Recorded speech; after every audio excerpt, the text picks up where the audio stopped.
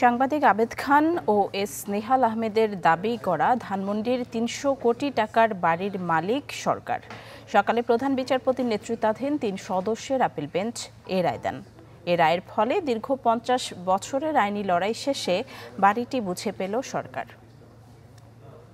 কেনাকাটায় ১০০% পর্যন্ত ক্যাশব্যাক জিতে নিন BMW সহ হাজার হাজার পুরস্কার। ধানমন্ডি ২ নম্বর রোডের ২৯ নম্বর বাসা। গেল ৫০ বছর ধরে ৩০০ কোটি টাকা মূল্যের এই বাড়িটি দাবি করে আসছেন কখনো সাংবাদিক আবেদ খান, কখনো বা এস নেহাল আহমেদ নামে এক ব্যক্তি।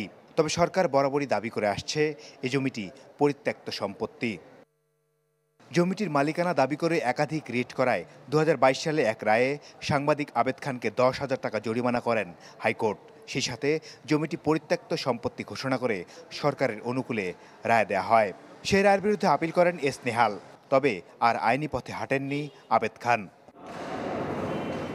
সোমবার এ মামলার চূড়ান্ত রায় দেন আপিল বিভাগ। এ সময় আপিল বিভাগ বলেন, এখানে জালিয়াতি হয়েছে এটা প্রমাণিত। একটি স্বাক্ষরের সাথে আরেকটি স্বাক্ষরের মিল নেই। এ সময় কোনো প্রশ্নের সদুত্তর দিতে পারেননি বাড়িটির দাবি করা আইনজীবীরা। বিস্তারিত হাইকোর্ট বিভাগের যে রায়টা, সেই রায়টাই পূর্ণাঙ্গ রূপে আপিল বিভাগ বহাল রেখেছেন। যে কারণে আজকে দাঁড়ালো এই পরিত্যক্ত সম্পত্তির মালিক সরকার, যে পরিত্যক্ত তালিকাভুক্ত করেছিলেন সেই তালিকাটা সঠিক ছিল এবং এই সম্পত্তির মালিক সরকার।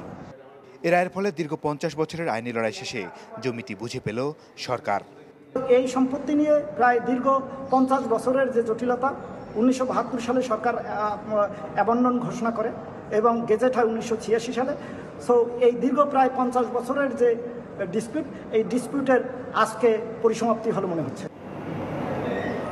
আবেদ খান ও অন্যরা প্রথম সেটেলমেন্ট কোর্টে ১৯৮৯ সালে মামলা করেন। মাসুদুর রহমান, চ্যানেল 24, ঢাকা।